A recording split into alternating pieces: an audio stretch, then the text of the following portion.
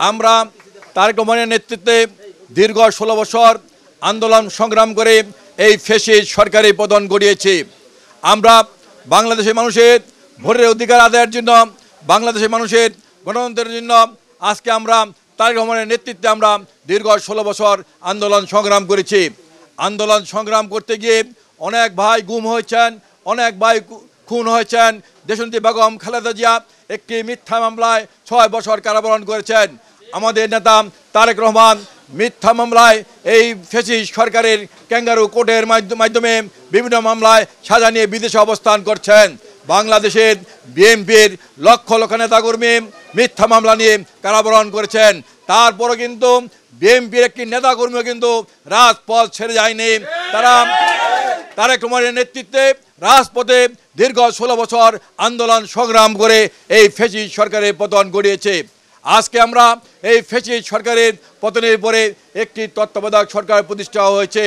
আমরা তাদের কাছে দাবি থাকবে অনতি বিলম্বে যতটুকু সংস্কার, জরুরি সংস্কার দরকার, এই সংস্কারগুলো সম্পন্ন করে অনতি বিলম্বে নির্বাচনের তারিখ ঘোষণা করতে হবে।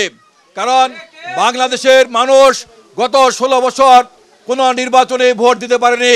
স্থানীয় নির্বাচন, জাতীয় সংসদ নির্বাচন, সব নির্বাচনে কিন্তু দিনের ভোট রাতে দিয়ে সম্পন্ন করেছে।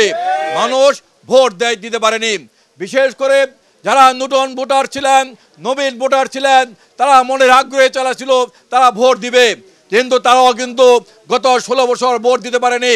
তাই আমরা বলতে চাই, আমাদের নেতা তারেক রহমান বলেছেন যতগুলো জরুরি সংস্কার দরকার, এই জরুরি সংস্কার করে অনতিবিলম্বে নির্বাচনের তারিখ দিতে হবে। সংস্কারের নামে নির্বাচনকে পিছিয়ে দেওয়া যাবে না, কারণ সংস্কার একটি চলমান প্রক্রিয়া। সংস্কার যতদিন পৃথিবী থাকবে ততদিন সংস্কার থাকবে। তাই সংস্কারের নামে নির্বাচনকে পিছিয়ে দেওয়া যাবে না। আমাদের নেতা তারেক রহমান বলেছেন আমরা ক্ষমতা যাওয়ার জন্য বলছি না, আমরা বলছে একটি নির্বাচন দিতে হবে। বাংলাদেশের জনগণ যাকে ভোট দেয় সেই ক্ষমতা আসবে, সেই রাষ্ট্র পরিচালনা করবে।